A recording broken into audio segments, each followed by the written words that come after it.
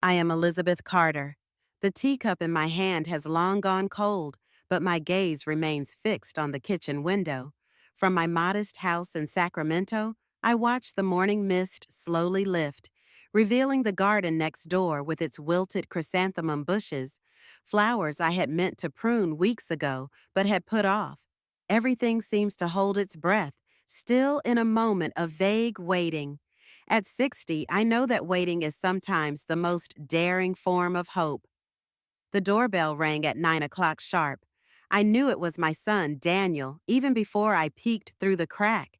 He stood there, his shoulders square, his head held high, as if he were about to enter a serious negotiation rather than visit his mother. Beside him stood his wife, Laura, her brown hair neatly tied back despite the early morning, clutching a designer handbag like a talisman. "Hi, Mom," Daniel said, his smile honed over years of working in the startup world. "We brought coffee." He held up a bag of fancy coffee beans from a popular cafe downtown, the kind I could buy a dozen times cheaper and brew myself. "You already had some," I said, but stepped back to let them in. The familiar feeling, the invisible duty of motherhood, heaved heavy on my shoulders as they entered the living room, their eyes scanning the space as if weighing the value of an old thing. Laura sat on the edge of the old sofa. Her perfectly tailored trousers contrasted sharply with the faded upholstery, the same one I'd chosen more than a decade ago, when money was tight and dreams were scaled back. I'd known from the first time Daniel had introduced her to us 6 years ago that she didn't like the house. Too small, too old-fashioned, too far from her big dreams. "You look tired, Elizabeth," Laura said, her voice soft but her gaze cold. "Did you sleep well?" "Fine," I said, and sat down in the old armchair that my husband, Robert, had given me for our 25th anniversary. The leather was worn, but it still held me like a familiar embrace. "Why are you here so early?" Daniel and Laura exchanged glances, that peculiar way couples make eye contact that makes the third person feel like an outsider. Daniel cleared his throat, a habit he'd had since childhood when he was about to ask for something he knew I wouldn't be able to grant. "We have good news, Mom," he said, opening the bag Laura was holding. "We found the house of our dreams." He pulled out a glossy sheaf of documents, the kind real estate agents use to sell luxury properties. The pages were filled with images straight out of an architectural magazine: marble columns, open courtyards overlooking the ocean, a sun-drenched swimming pool, Santa Barbara. Of course, Santa Barbara. "It's beautiful," I said, because it was beautiful, but also far from my most optimistic fantasies. 4 bedrooms, 3 bathrooms, private access to the beach. Laura ran through each feature with excitement, her voice as steady as a familiar chant.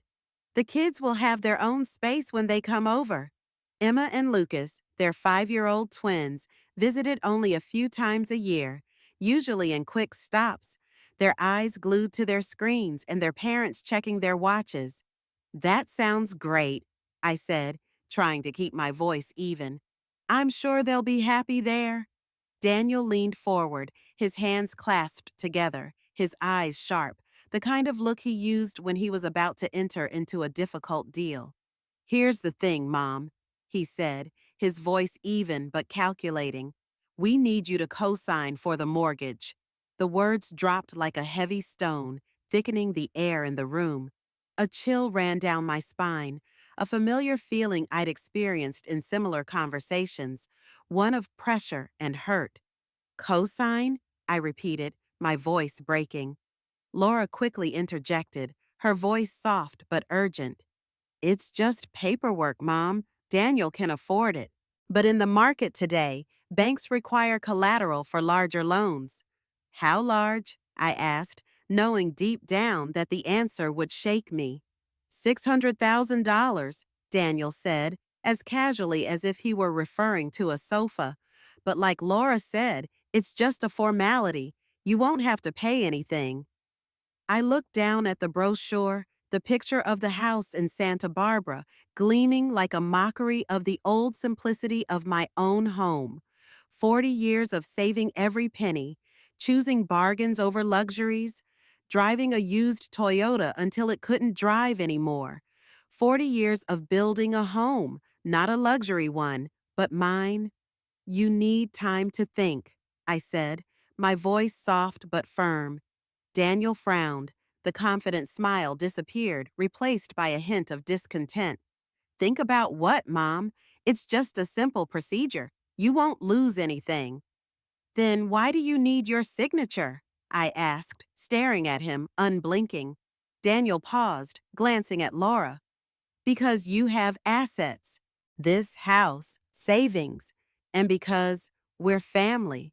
The word family sounded hollow in his mouth, like a memorized line. When was the last time I felt like I really belonged to your family? When was the last time they called just to check in, without any offer or request? You spent your whole life building what you have, I said, my voice still low but firm. We sacrificed a lot to have this security. Daniel sighed, a hint of frustration in his voice. Dad died 4 years ago, Mom. He's not coming back to use that money. The words were like a knife, cold and cruel. Robert had died of a stroke at 58 when we just dared to dream of a comfortable retirement, a dream we'd worked hard for decades but never quite reached. Daniel, Laura whispered, her hand resting lightly on his arm, but she didn't apologize. She'd never known how to do that. I stood up, my legs shaking slightly, but steady. I want you two to leave my house immediately.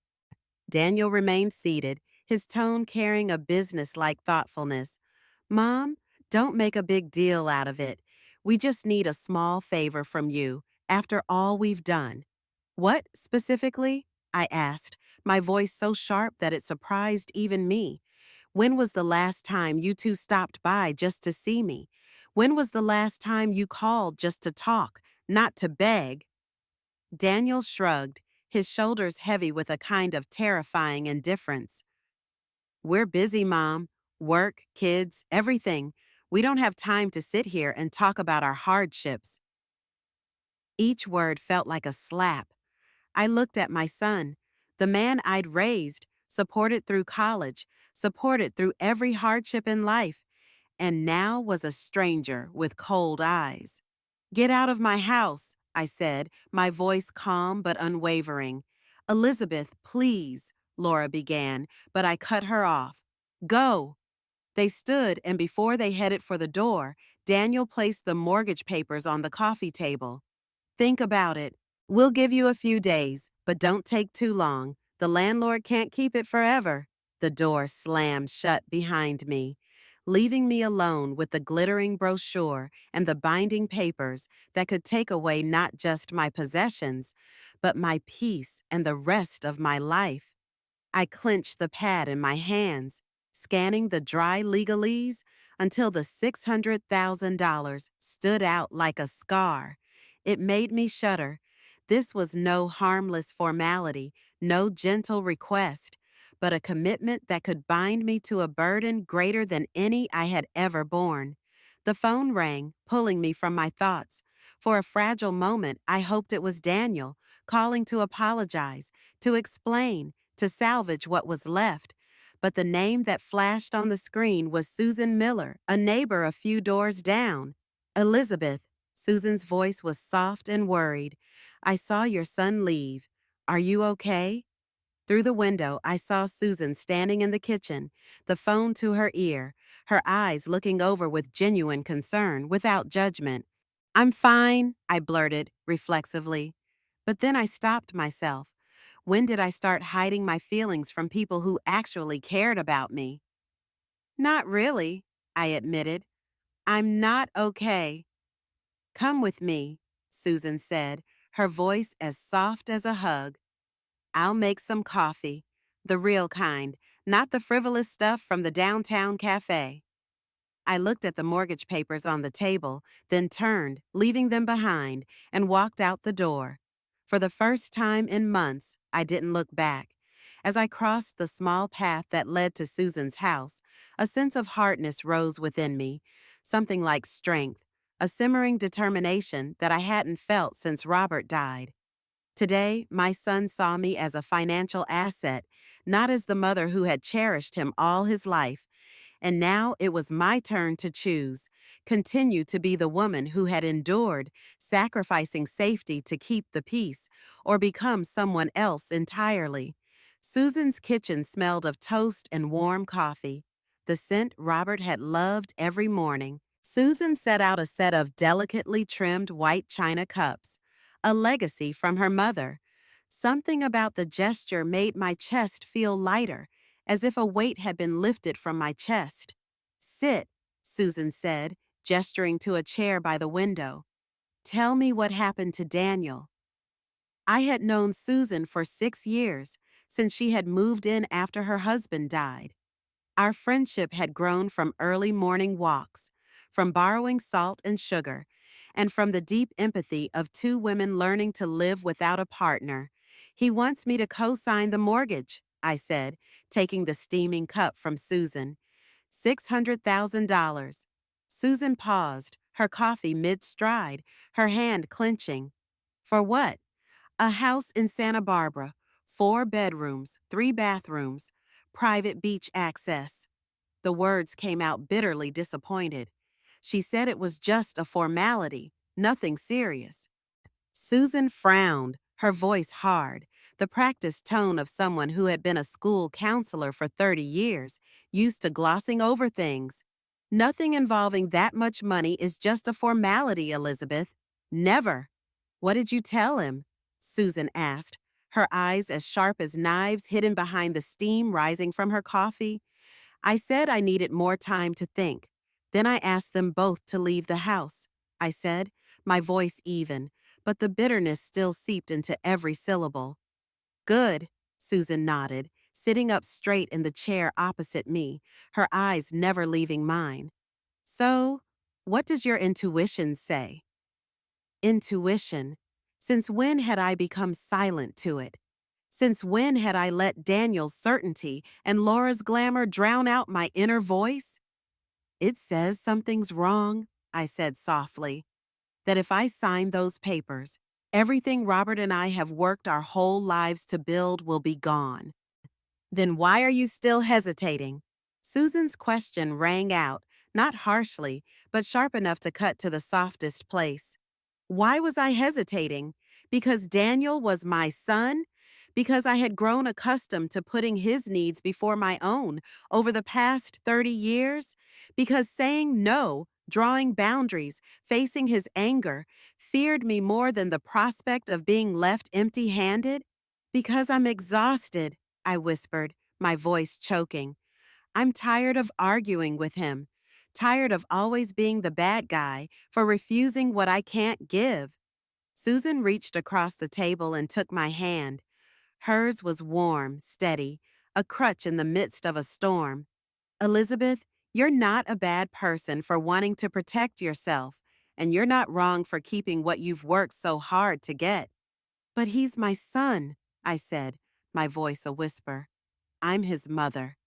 When was the last time he acted like it mattered? Susan asked, her voice soft but sharp as a needle hitting a sore spot. The question was a tap in my memory. I couldn't answer. When was the last time Daniel called just to check in? When was the last time he invited me into his plans, into his important moments? 4 years ago, I said, my voice shaking. Robert's funeral. He held my hand the whole time.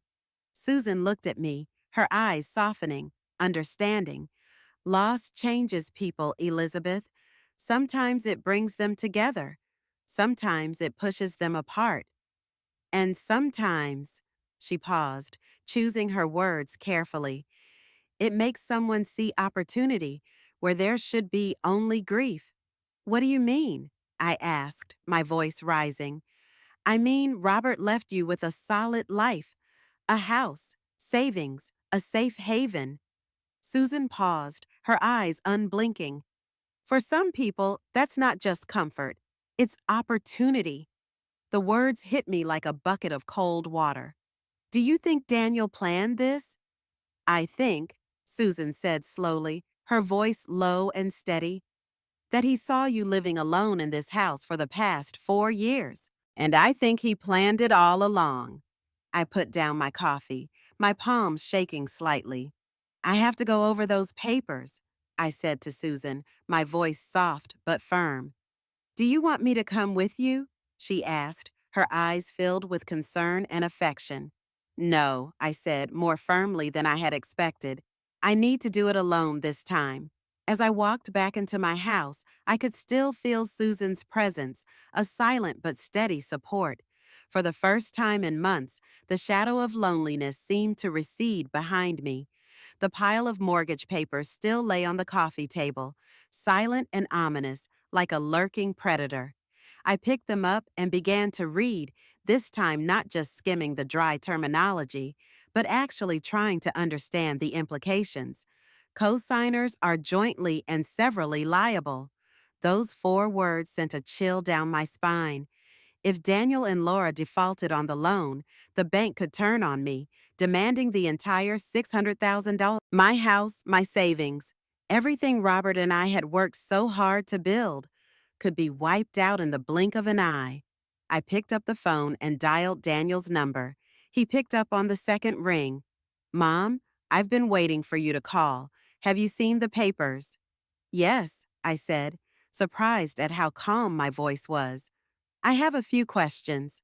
Of course, whatever you want, Daniel said, his voice full of confidence, as if everything was in the palm of his hand. It says here that you're jointly and severally liable for the entire loan. What does that mean, Daniel? There was a pause. Then Daniel's voice came back, soft in his usual reassuring way. Don't worry, Mom. It's just a formality. No, I want to know exactly what that means, I said, emphasizing each word. Another pause, longer than the last. It means if for some reason we can't pay it back, which is unlikely, the bank can ask you to shoulder the debt. But like I said, you don't have to worry. And if you really can't pay it back? I asked, my voice unwavering. This time, the silence stretched as thick as the night. Finally, Daniel spoke, his voice strained. The bank is going to foreclose, our house and yours. Both houses, the house Robert and I had bought with every penny we saved, the place where I had raised Daniel, the memory, the peaceful corner I had kept for so many years.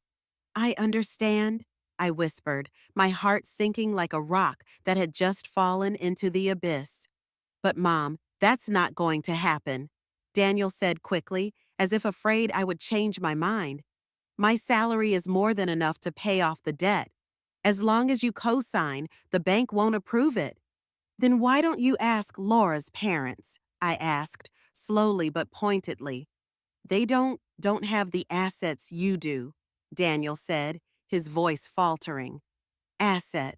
In his eyes, I am not the mother who sacrificed everything for him to go to university, the one who stayed up all night when he had a high fever, the one who smiled even though her heart was bleeding every time he was disappointed. I am just an asset.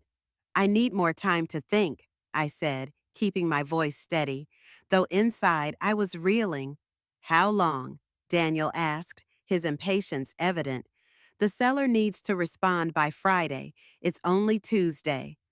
3 days. 3 days to decide whether to gamble the rest of my life on a boy who seemed to see me as nothing more than a name on a bank statement. I'll get back to you, I said, and hung up before he could say another word. I sat in the living room as the twilight faded, the last rays of light creeping across the floor as if waving goodbye for the last time.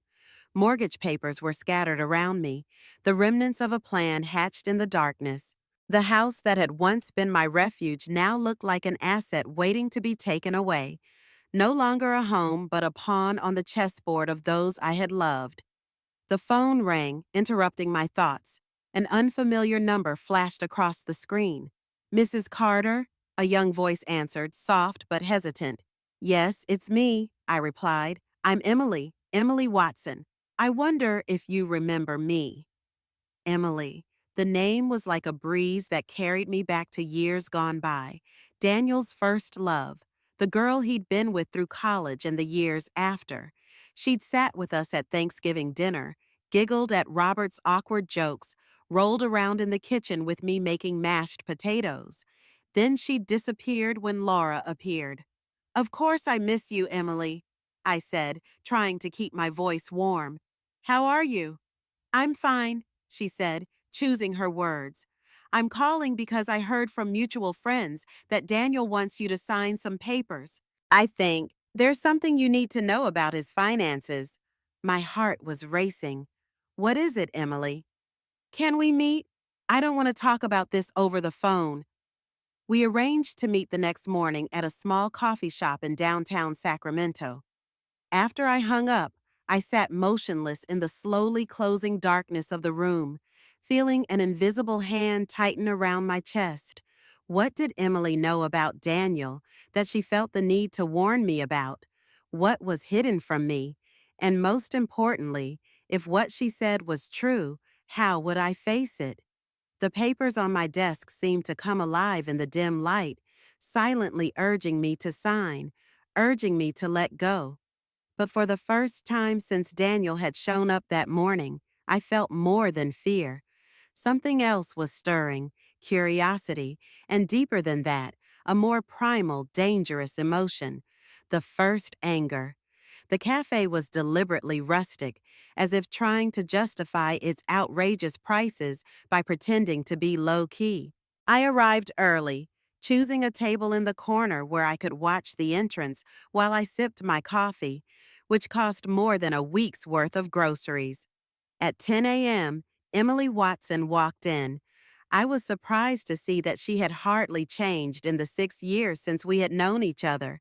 She was still petite, and she had the same calm, gentle gaze that had made her so endearing. Her brown hair was cut in a neat bob, befitting her role as a lawyer at a prestigious Sacramento firm. Mrs. Carter, she said, sitting down across from me, thank you for taking the time to meet with me. Thank you for reaching out, I replied, studying her face closely. There was something about her gaze, a strange mix of uncertainty and determination, that reminded me of my younger self. I said I had something to share about Daniel's finances. Emily nodded, glancing around the bar as if to make sure no one was listening. First of all, I want to make it clear that I have nothing to do with Daniel. Our relationship ended a long time ago, and I've moved on. But when I found out he was asking you to sign some papers, I felt you needed to know the truth. Where did you find out about this? I asked, not hiding the tension in my voice. I work at a law firm that handles high-end real estate, Emily explained. The house in Santa Barbara that Daniel wants to buy. My firm doesn't represent him, but we're involved with the seller, so we know the situation. My heart sank. Who are the sellers? They're a longtime client of ours, Emily said. They're extremely careful. They do credit checks, background checks, and employment checks. She flipped open her phone and showed me a screenshot of a credit report. Daniel's loan application was denied 4 weeks ago. The words hit me like a punch to the chest. Deny? Yes, Emily nodded. His debt-to-income ratio is too high. Daniel has a large credit card balance, an unpaid car loan, and he's 2 mortgage payments behind on his current apartment. The room shuddered. He says he's making enough to cover his loans, I whispered, trying to stay calm. His income may be fine, but with the debt he's in, the bank won't approve a loan without someone to co-sign the entire amount, Emily said. And so, he needs you. I squeezed my coffee cup, forcing myself to steady my voice. Anything else, Emily? She leaned toward me, lowering her voice to a whisper of warning. The seller's agent said Daniel put down a non-refundable deposit of $60,000. If he doesn't secure financing by Friday, he'll forfeit it. 60,000, I repeated, stunned. Where did he get that kind of money? I don't know, Emily said, her eyes full of concern. But honestly, I doubt he ever had it. I leaned back in my chair, my mind spinning as if I'd been caught in a tornado. Daniel had never mentioned the $60,000 down payment. He'd said the co-signing was just a simple administrative process, a small gesture to help his family get closer to their dream. But now the thin veil had fallen, revealing the harsh truth. He'd made a bet he couldn't afford, and I, and no one else, was the person he needed to pull him out of the widening financial hole. One more thing, Emily continued, her voice dropping. I did some research, just from public sources, nothing illegal. 2 years ago, Daniel and Laura filed for bankruptcy. It was discharged, but the debts they've accumulated since then show that they haven't changed their spending habits. Bankrupt? I whispered, the word falling with a cold crash. But they live in expensive apartments, drive new cars, and take frequent luxury vacations. Everything was backed by credit cards, Emily replied, and now those cards are maxed out. I remembered Laura's expensive dresses, the fancy coffee she'd handed me, the easy way they'd talked about the $600,000 loan as if it were just loose change. It was all lip service to the loans, a smokescreen hiding a risky illusion. Why are you telling me all this? I asked, trying to keep my voice from shaking. Emily looked at me, her eyes softening, carrying an irresistible honesty. Because I remember how you treated me.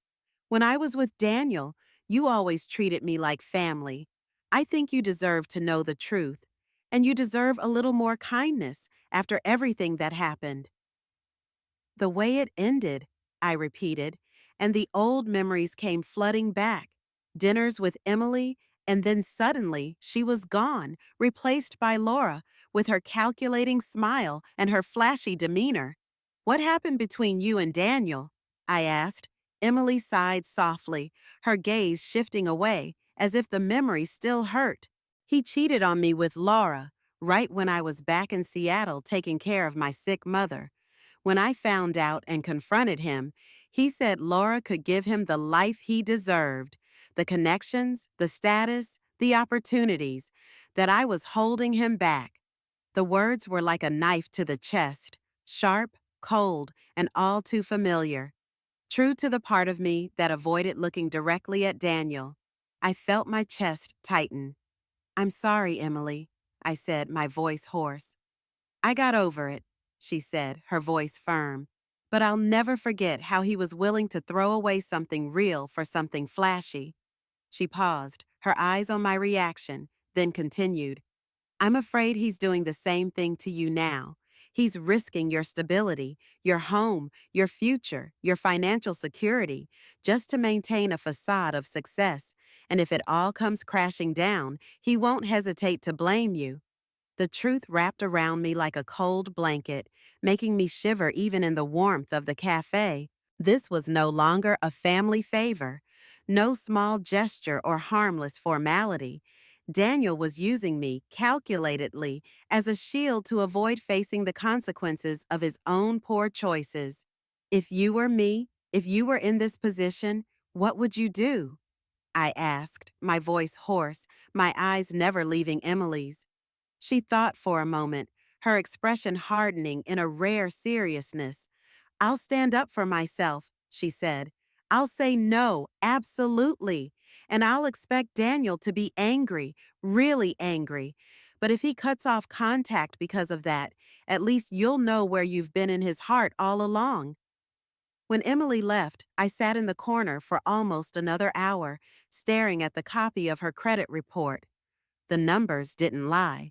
They told a messy story of overspending, uncontrollable debt, and a desperate attempt to maintain a veneer of stability. Daniel wasn't just financially irresponsible. He was spiraling down the rabbit hole, and now he wanted to drag me down with him. I drove home slowly, hands gripping the wheel, my mind caught in a maze of assumptions and consequences. The mortgage papers were still on the coffee table, silent as a creature waiting for prey. But now they were no longer a request for help. They were a trap, clear, cold, and calculated. The phone rang just as I entered the house. The screen showed Daniel's name. "Mom, I want to talk to you about something," he said, his voice light but calculating. "I'm listening," I replied, trying to keep my voice even and calm. "Laura and I thought you might need some time," Daniel continued. "We understand this isn't an easy decision, and we want you to feel comfortable." His calm was so carefully crafted that I almost laughed, a bitter laugh. "I appreciate that," I said, my voice barely concealing the hesitation. "So we thought we could make this offer more attractive. What if we gave you 5% of the house value? That way, you wouldn't just be helping, you'd also have a share in the future profits. 5% of a house that I would be taking full risk on if they defaulted. 5% of a dream that could turn into a nightmare." "That's generous," I replied, my tone deliberately slow, as if to draw the tension out. "We can make it official," Daniel added. "Mom would be a co-owner, not just a signatory." "Co-owner?" I repeated, my voice doubtful. "The house is in Santa Barbara, Mom," he replied as if it were obvious. "And if you can't pay it back?" I asked. "Daniel, you say it's just a formality, but what if the bank forecloses? What will I lose in that?" Silence. A long pause, like a breath caught in his throat. "If it's confiscated, we're all out," Daniel said, his voice as tight as a string. "But you'll be responsible for the loan." "Technically, yes," he admitted softly, "but that's not going to happen." "And what if that happens?" I pressed. "You lose your house, your savings, and that 5% that has no guarantees." "Mom, you're being too pessimistic," Daniel said, his voice growing impatient. "This is a rare opportunity." "For who?" I asked, my voice sour. "For the whole family? For the family?" The word family cut like a deep wound. I glanced around the living room. Old photos of Daniel still hung on the walls. Every item held a memory. This was my family, memories, safety, and things I had held dear for a lifetime. "I want to ask you something, and I want you to answer honestly," I said. "Have you put a deposit down on that house?" The silence was longer this time. "That's irrelevant, Mom," Daniel replied, his voice confused. "Yes or no?" I growled. "Have you put down a deposit?" "Yes," he admitted reluctantly. "We did it to prove we were serious buyers." "How much, Daniel?" $60,000, he replied, his voice dropping. "Where did that money come from?" I asked, sensing the storm approaching. "It doesn't matter," he answered quickly. "What matters is that we're bound now. There's no going back." "And you can," I replied. "You can still avoid this disaster before it sweeps away everything you and Robert have worked so hard to build." "I'll call back," I said, then hung up before he could say anything else. I sat silently in the living room, feeling the weight on my chest, like a heavy stone that no one could help me lift. On the coffee table, the mortgage papers still lay there, not an offer, but a warning. Through the window, I saw Susan tending the garden, her movements gentle and steady. She raised her head and waved, and I felt a wave of gratitude rise in my chest.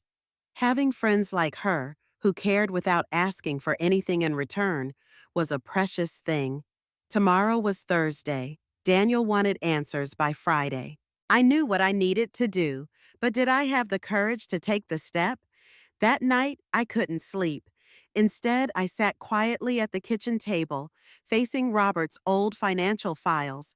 Each page seemed to breathe memories. In the dim yellow light, I ran the numbers over and over until they blurred like tears. 40 years of careful living, choosing safety over risk, building a solid home. The current house was valued at about $450,000. The savings account had $200,000 left. My retirement fund, $250,000. All told, the total of what Robert and I had worked so hard to save was just over $900,000, and the loan Daniel wanted me to take out was $600,000. If he defaulted, And after what Emily had revealed, that was no longer a possibility. I would be left with next to nothing. At 3 in the morning, I made a cup of tea, my hands shaking slightly. Then I called my lawyer, Thomas Reed. The answering machine rang steadily, saying he would call in the morning, but I couldn't wait. I needed to know what path I had before I was forced to confront Daniel again. By dawn, I had a plan. Not just denial, that phase was over, but a deliberate strategy to protect myself and perhaps to teach Daniel a lesson he should have learned long ago. Thomas called back at 8 a.m. sharp. Elizabeth, what's this about signing a mortgage? I told him everything: the house in Santa Barbara, the $600,000 loan, Daniel's shady finances, and the $60,000 non refundable deposit. Thomas listened, not interrupting, occasionally tapping his pen to make notes. When I finished, he said, "You absolutely cannot sign. In this situation, you're taking all the financial risk for someone else's frivolous dream while they enjoy it. It doesn't make sense." "I need more than just evasive advice, Thomas," I said. "I want to know what my legal options are." "What do you mean?"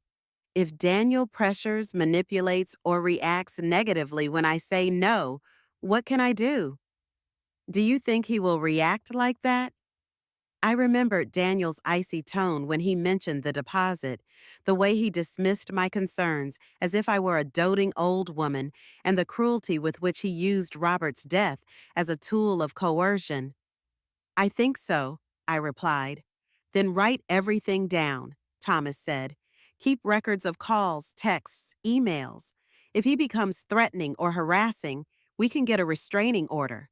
"What if he tries to access my assets? Can he force me to sign?" "Legally, no," Thomas replied. "But if you're concerned about unusual behavior, there are other things to consider, perhaps limiting access, updating power of attorney, health directives, things that would add extra protection." "I'm more worried about the fact that he still has a key to my house," I said, shuddering at the thought.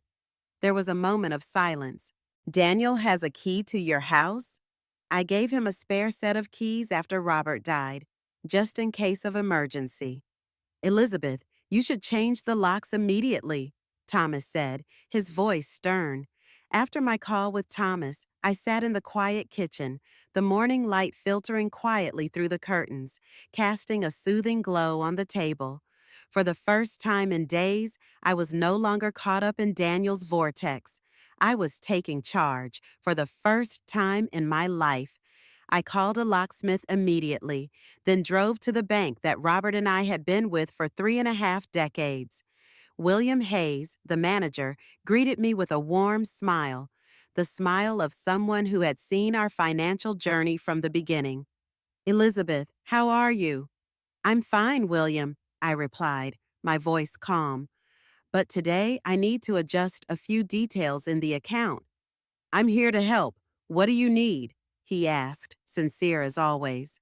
"I want to remove Daniel from my emergency contact list and increase security for large transactions." William frowned slightly, his voice dropping. "Is everything all right, Elizabeth?" "I'm just learning to be more cautious," I replied, pulling out the mortgage papers and placing them in front of him. "Can you look at them and give me your professional opinion?" William skimmed the first few pages, his eyes growing more serious. "This is a large loan, Elizabeth. Are you planning on co-signing?" "I will refuse," I made clear, "but I need to understand the full consequences if I agree." "If you sign here, you will be fully responsible for this $600,000 loan," William explained, his voice clear. "If the primary borrower defaults, the bank will seek the full amount from you: principal, interest, and penalties. If you can't pay, we can seize your house and even go after other assets like retirement funds." I nodded silently, his words etched into my memory. "Can you set up an alert on my account? Any transaction over $10,000 requires physical verification with 2 forms of identification." "Sure," William said, his fingers flying across the keyboard. "Done. Anything else?" "Yes," I replied. I want to update my will. By midday, I had accomplished more than I had in the past 3 days combined. The locks were changed, the bank accounts were secured with new controls, and I had scheduled an afternoon meeting with Thomas to review all the estate planning documents, a new chapter where I was in charge. I was making lunch when Daniel appeared.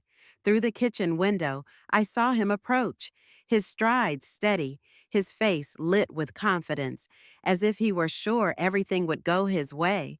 He reached for the doorknob, the familiar gesture of someone who thought he had the privilege of being in and out of this place, but the door wouldn't open. He tried again, then knocked. "Mom, it's locked," he said, a little surprised.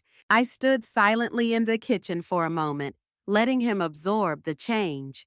When the door opened, confusion was evident on Daniel's face. "My key doesn't work," he said, his eyes filled with disbelief and annoyance. "Mom changed the locks this morning," I replied, my voice calm but firm. "Why?" he asked, his gaze scrutinizing my every move. "Because this is my house," I replied, "and I want to decide who comes in." A flash of annoyance crossed Daniel's face, but it was quickly hidden by fake concern. "Is something wrong, Mom? Is someone making you uneasy?" "No one is bothering me," I said, still looking straight at her. "I just want to make sure I have control of my house." "But I am your son," Daniel said, his voice rising, laced with indignation. "Yes, I am your son." I nodded slightly. "Come in." As I walked through the door, my eyes immediately scanned the room, stopping at the coffee table, where the mortgage documents were still lying there, not yet removed. "Have you decided, Mom?" "Okay," I said, and pointed to the sofa opposite. "Sit down. We need to talk." Daniel didn't sit. His jaw was clenched, clearly restrained. "Mom, just say it. Will you help us?" "I'm not signing that mortgage," I replied, my voice as firm as a rock. The words hung between us like an invisible wall, separating the past from the present. Daniel's face gradually changed from surprise to suspicion, and finally to clear anger. "Are you really not going to help us?" "I can't trade everything Robert and I have worked so hard to build for you to live in a house you can't afford," I replied, my voice unwavering. "We can," Daniel snapped. "I explained it to you." "You said a lot of things that weren't true," I said, not taking my eyes off her. "I looked at your credit report. You didn't mention that your loan application was denied. You didn't say anything about being late on your mortgage. And you didn't tell me that Laura and you filed for bankruptcy 2 years ago." Daniel's face paled. "How do you know that? Who told you that?" "It doesn't matter who said it," I replied, my voice low. "What matters is that I wasn't honest with you." "I'm not lying," Daniel protested, his voice rising. "I just don't think it's worth mentioning. I asked you to risk $600,000 on false information," I said slowly. "If you don't call that a lie, what do you call it?" "Mom, listen." Daniel stepped forward, his voice smooth and persuasive, a tone I'd heard many times in meetings he ran. "Yes, we're having some financial trouble. Who doesn't have hard times? But this house is a smart investment. It's going to appreciate in value. This isn't just help. You're getting a chance to make money. A chance to trade away everything you've saved your whole life," I replied, my voice icy. "You're overreacting," Daniel said, cutting me off. "I'm looking at the facts. And you've made up your mind." "The answer is no." Daniel's face darkened, the veneer of politeness falling away without a trace. "You're really letting us lose $60,000 just because you don't want to help your kids?" "You're protecting yourself from the consequences of my bad decisions," I replied, unyielding. "A mistake?" Daniel's voice rose, filled with indignation. "I did everything I could to create a better future for my family, for your children, and you ruined it because you were scared? You acted out of sanity, not fear," I said, my voice steady and steady. Sanity? Daniel almost shouted. You're a 60-year-old woman living alone in a huge house, sitting on a pile of money you never touch. Is that called sanity? The words were like a knife to the heart. I felt my breath hitch, but my back straightened. I'm 60, Daniel, and I've worked all my life for what I have. So did your father. He's dead, Daniel snapped back, snapping. You're sitting on money that could have saved your family, and you chose to keep it, to be selfish. Get out of my house, I said, my voice as sharp as steel unsheathed. You're making a terrible mistake, Daniel continued, his voice shaking with anger. When we lose our deposits, when we get turned down for loans, when the kids ask why they can't have a decent home, I'll say it's because their grandmother chose money over family.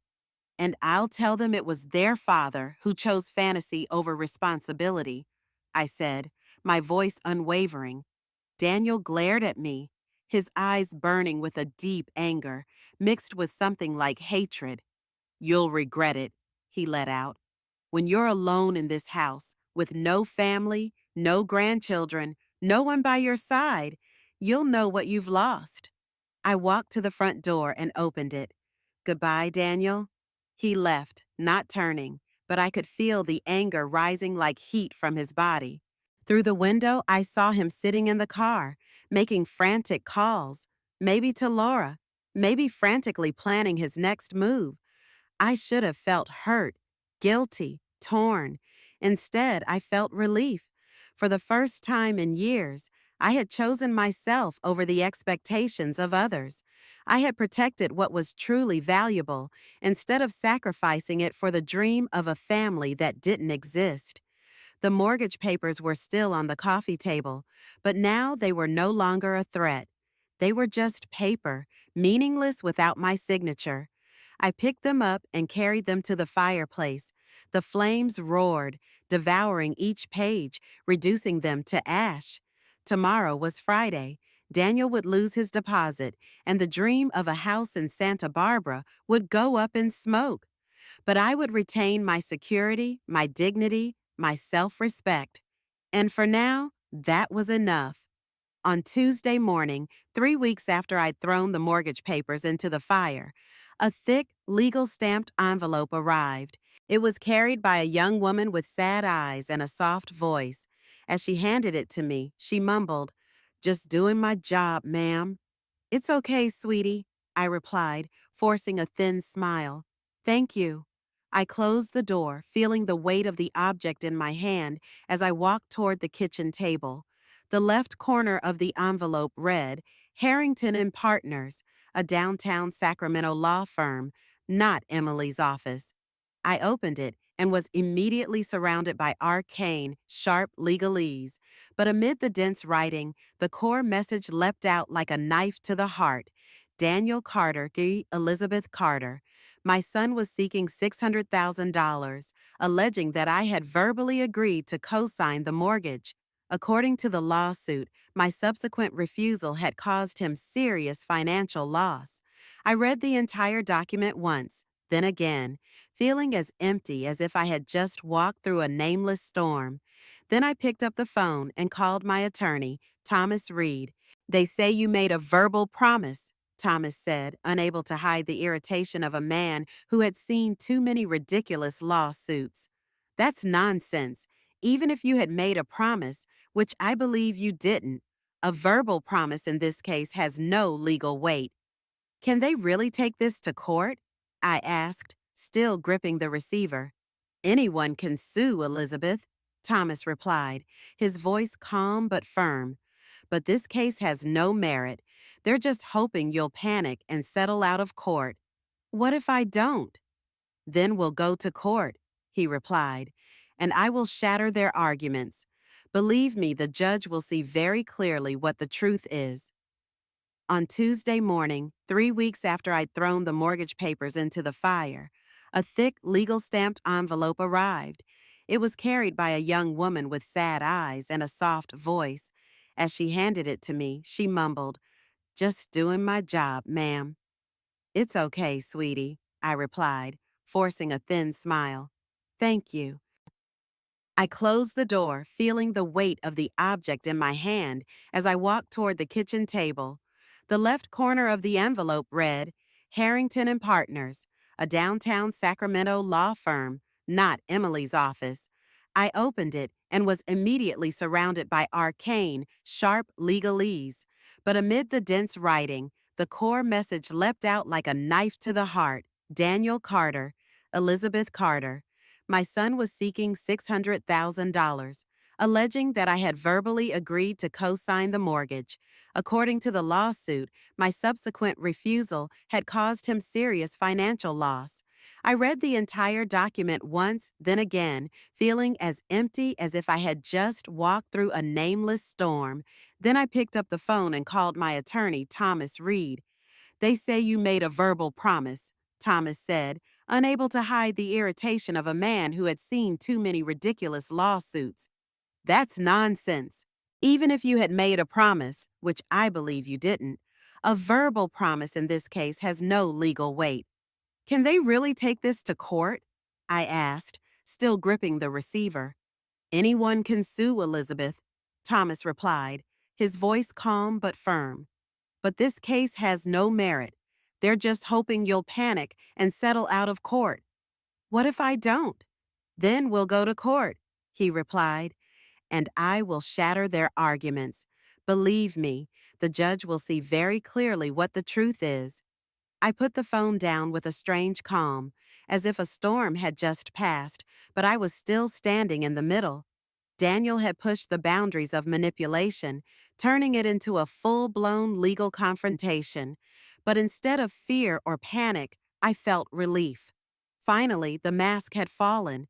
Daniel was no longer the son asking for help, but the man willing to destroy his own mother to protect his own financial interests. The phone rang immediately after, Daniel's name flashing across the screen like a wound that had not yet healed. Mom, I guess you've accepted the lawsuit, he said, trying to sound calm. Yes, I said, my voice as calm as a lake before a storm. I didn't want it to come to this, but you forced me, Daniel said. You forced me by not risking my financial security just to cover up the consequences of my bad decisions. You promised to help us, Daniel snapped. We made our decision based on that promise. Now you're backing out, and we're out. You never promised anything, I said calmly but firmly. You just said you needed time to think, and when you thought about it, you said no. You said you wanted to help our family, that you understood how important this was to us, Daniel insisted. You said you'd consider it, I repeated. Considering doesn't mean agreeing. You're smart enough to know that. Tell the judge that, Daniel said, his anger beginning to crackle with each word. I will, in court, I said, surprised at the firmness of my voice. I don't want this to turn out like this, Daniel said in a low voice. The attorney fees alone are tens of thousands of dollars. If you pay the $60,000 deposit, we can end it all. You mean you're spending $60,000 to stop a lawsuit that's not worth it? I asked, my voice cold as steel. I mean to keep it from getting worse, Daniel said. Daniel, things are bad enough, I said, my voice sad. I just sued my own mother. I was just trying to protect my family, he said, as if he were defending himself. No, I was trying to get money out of you because I bet on a dream I couldn't afford and it failed, I said, each word cutting. Now, I want you to pay for me. We'll see each other in court, Daniel said, his voice shaking with anger or fear. I hung up and sat in the familiar kitchen, the soft morning light reflecting off the familiar surfaces. Robert's old coffee mug sat in the cupboard, a reminder of warm mornings. His reading glasses sat on the counter, where he'd left them 4 years ago. This was a house we'd built together over 4 decades. Every brick, every silence, every memory, soaked in love and sharing. And now Daniel was ready to tear it all down for a house in Santa Barbara he couldn't afford. But I wouldn't let that happen. An hour later, Susan appeared at the back door, carrying a tray of steaming cookies and a determined look on her face, as if she were ready for a fight. "I heard about the lawsuit," she said, pulling up a chair across from me, her eyes sparkling with anger and sympathy. "The whole neighborhood is talking." "I'm sorry this got out," I said, my voice dropping, as if it were my fault for letting my family into the public spotlight. "Don't say that," Susan shook her head, her voice firm. "It's Daniel who should be ashamed. Taking his own mother to court like you're a shoplifter. Does he think he can bully you into paying for it?" I looked at Susan, the friend who had been with me through the loss of Robert, through the long, lonely afternoons, and now the cruel truth that my son saw me as a safe, nothing more. Her presence was the only thing that didn't demand, didn't calculate, just pure friendship. "No," I said, my voice as firm as a rock. "He can't." "Good," Susan smiled, then opened her bag and pulled out a blue folder. "Because I have this. It might help." Inside were printouts from social media, pictures of Daniel and Laura at fancy restaurants, the trunk of their car packed with designer handbags, and shots of them posing in Miami, Paris, Cancun, all posted within the past year, right around the time Daniel said they were broke. "This is from Laura's Instagram," Susan said, pointing to a photo of Laura in a sparkly, obviously expensive dress from just 2 weeks ago. "And this is a sushi dinner at a new place, 400 a head." "I can't believe it. Where did you get this?" I asked, my surprise almost knocking me out of my chair. "My nephew helped," Susan said, her eyes gleaming with mild triumph. "She's good with technology. Turns out Laura posts everything online. Every item, every meal, every trip. They live like the rich, then come back crying to her for money. It's ironic." I stared at the photos in front of me, the pieces piecing together a complete and cruel picture. Daniel and Laura had spent money they didn't have, flaunted a falsely high life on social media, and then turned to me as a lifeline to their own financial mess. "And that's not the best part," Susan said, pulling another stack of documents out of her bag. "I found their bankruptcy filing from 2 years ago. It's public. Do you want to know what they said to justify their hardship?" "Go ahead," I said, my voice strained. "Medical expenses," Susan said slowly. "Specifically, infertility treatment." I frowned. "But they had Emma and Lucas, the twins." "Exactly," Susan nodded, her eyes serious. "They filed for bankruptcy for medical bills related to trying to have a baby when Emma and Lucas were already born. They lied to the bankruptcy court." The words hit me like a knife. They hadn't just manipulated me, they'd lied to the legal system. "That's scary," Susan continued. "If they had the nerve to lie to a judge, do you think they'll be honest this time?" I glanced at the pile of documents strewn across the kitchen counter: lawsuits, social media screenshots, bankruptcy filings. They all pointed to one thing: a life built on deception, manipulation, and exploitation. "Susan, I need to ask you something," I said, my eyes never leaving the papers. "If this goes to trial, if I need witnesses to prove who I am and what my relationship with Daniel really was, I'll be there," Susan interrupted, her voice as steady as stone. "And I bet half the neighborhood would be standing by you too.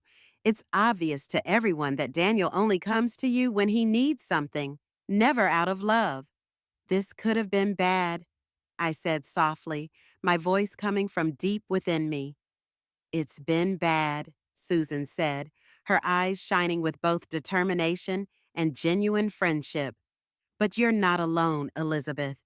The trial was scheduled for 5 weeks. During that time, my attorney, Thomas Reed, painstakingly crafted a defense strategy as tight as the stitches on a ceiling cloth. We collected every piece of evidence about Daniel, every prevarication, every manipulation meticulously documented. Emily Watson gave a detailed affidavit exposing the chaos of his finances. A bank manager confirmed that Daniel's loan applications had been rejected because his credit history was so bad that it was unacceptable. But the most powerful evidence came from an unexpected source. 5 days before the trial, I received a call from a woman named Sarah Mitchell. She introduced herself as a former colleague of Daniel's at a startup. "Ms. Carter," she said, her voice calm but commanding, "I read about the lawsuit in the paper and thought you might want to know something about your son. What's going on?" "Daniel was fired 3 months ago," she said. "It wasn't a restructuring or a layoff. He was fired for expense report fraud, submitting fake receipts to get more money back. When it was discovered, the company fired him immediately and turned the matter over to the police." My body went cold. "He was fired?" "Yes," Sarah confirmed. "I'm not sure how far the criminal case has progressed, but the company is considering a civil lawsuit to recover the money he misappropriated." After I hung up, I sat motionless in the living room, where the late afternoon light cut across the floor like a knife. The disparate pieces of Daniel's story began to come together into a chilling truth. Job lost to fraud, mounting debt, no steady income. The house in Santa Barbara was no longer a symbol of dreams. It was a fragile fortress built of despair, where Daniel clung to the illusion of success while his life fell apart. And to keep up that facade, he was willing to drag me down. The night before the trial, I didn't sleep. I walked slowly through the quiet house, touching every piece of furniture Robert and I had chosen together, my eyes lingering on photos that reminded me of a peaceful time and Daniel's early years. One was of him at 7, smiling toothlessly, standing next to Robert as they set up a wooden swing in the backyard. When did that boy turn into a man who would sue his own mother? When did love become a means of manipulation? When did the word family become a threat? I don't have the answers, but I know one thing for sure. Tomorrow in downtown Sacramento, I will look straight at the boy I once held and tell him I will no longer be his victim. The mortgage papers have turned to dust. The lawsuit will be gone, and I will still stand. Because these past months have taught me something I can never forget. I am worth defending. My dignity, my safety, my peace are worth fighting for. And tomorrow I will do just that. The air in the courtroom was colder than I had expected, even though it was mid-spring in Sacramento. I squeezed Susan's hand as we walked past reporters and onlookers. I wore the navy suit I'd bought for Robert's funeral. It felt like armor over unhealed wounds. Across from me sat Daniel, his gray suit a little too tight, looking older than I remembered, but not any more seasoned. Laura was absent, maybe out of shame, maybe out of indifference. The judge appeared at exactly 9 o'clock. He did not greet anyone, his voice as dry as a legal pad. As he read through Daniel's statement, he frowned, then muttered softly, "Is this a family dispute or a cleverly disguised blackmail?" The courtroom was dead silent. Daniel was the first to take the stand. He tried to look hurt, saying that I had promised to help and then turned my back on him. He even pretended to tear up. But when confronted with the barrage of questions, Daniel quickly faltered, unable to produce any emails, messages, or documents to back up his accusations. Because, simply put, I had never promised. Then it was my turn. I stood on the stand, feeling the glare of the spotlights. But I did not tremble. I looked straight at the judge, my voice calm and firm. "I am not here to punish my son," I said. "I am here because he tried to punish me for saying no. I have spent my life sacrificing, saving, and supporting. I lost my husband at a young age and raised my son in poverty but with responsibility. And yet somehow he has learned to chase after illusions." When I finished, the room seemed to pause for a moment. The judge's expression softened, and something in the air shifted. Emily Watson, who had not been called to testify, stepped forward. She detailed the rejected loan application, the overwhelming debts, the illegal deposits Daniel had kept hidden, and the blind spot in his financial decisions. She also brought up the bankruptcy of 2 years ago, something Daniel had never told anyone about. The final blow came from Daniel's former supervisor, who confirmed that he had been fired for expense report fraud and was facing a civil investigation. The judge looked at Daniel as if he were something stuck to the sole of his shoe. "Ms. Carter is found not guilty," he said, his voice cold but sharp. "The case will be referred to the district attorney's office for consideration for elder financial abuse. Mr. Carter will be responsible for all of his mother's legal fees, a total of 52,700 toes." A murmur rose in the courtroom. I remained unblinking. Daniel stared at me, searching for a crack of pity, but I did not return his gaze. Susan held my hand as we walked out of the courtroom, the hand of a friend who never lets go when the storm hits. Reporters shouted my name, but I just walked on. I didn't need cheers or headlines. I just needed one thing: peace.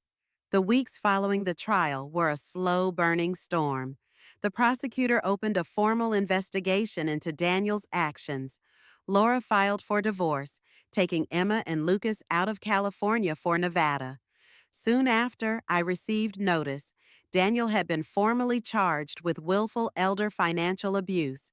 He pleaded guilty, was sentenced to 18 months of probation, ordered to undergo mandatory financial counseling, and was forbidden to contact me while he served his sentence. His career was brutally ended. The news spread quickly through the Sacramento community. Daniel's reputation was tarnished. Employers were deserting him, and friends were quietly drifting away. And me? I began to reclaim my own abandoned life. I rewrote my will, unhesitatingly scratching out Daniel. Instead, I left my entire estate to a scholarship fund in Robert's name for older women who want to return to college or to reclaim their forgotten dreams. I knew that if he were alive, he would smile and hold my hand in silent understanding. I changed all my locks, updated my legal documents, and began volunteering at a center that protects seniors from financial exploitation by their loved ones. I often say, I'm not a lawyer, but I know what it's like to be treated like a breathing credit card. My story was slowly picked up by the media. A small story in the local paper turned into a long, widely shared article. Widow refuses to guarantee son's luxury loan. Wins case inspires change. I was asked to speak on radio shows, write editorials for the local paper, but I didn't mention Daniel's name. I didn't need to. I no longer defined myself by the pain my son had caused me. Then one day, I received a handwritten letter. I recognized the handwriting immediately, the impatient, uncomfortably familiar strokes. Daniel, dear Mom, you probably don't want to read this letter, and I don't expect anything from you. I just want to say, I'm sorry, not just for the lawsuit, but for everything. I lost everything, and I deserved it. I'm trying to make it right. Even though I know it can't be fixed, I still hope that one day you can forgive me. Daniel. I folded the letter and put it in the left drawer of my nightstand, the one I rarely open. I didn't burn it, but I didn't plan on reading it again, like an old scar, no longer painful, but never completely gone. Some pains can't be healed, but eventually they will stop bleeding. Tonight, I sit on my porch, cup of tea in hand, listening to the crickets chirping under the trees and admiring the carnations Robert planted, still glowing in the soft Sacramento sunset. This house is still my home. My savings are intact, and my peace of mind no longer fragile, but a steadfast anchor. Most importantly, I have chosen to stand up for myself. I no longer trade my dignity for the approval of a son who has long since stopped seeing me as his mother. The day I said no to Daniel, I believed that peace came from keeping family ties. But now, I understand something deeper. True peace doesn't come from keeping everyone happy. It comes from keeping what's sacred in your heart, even when that means letting go.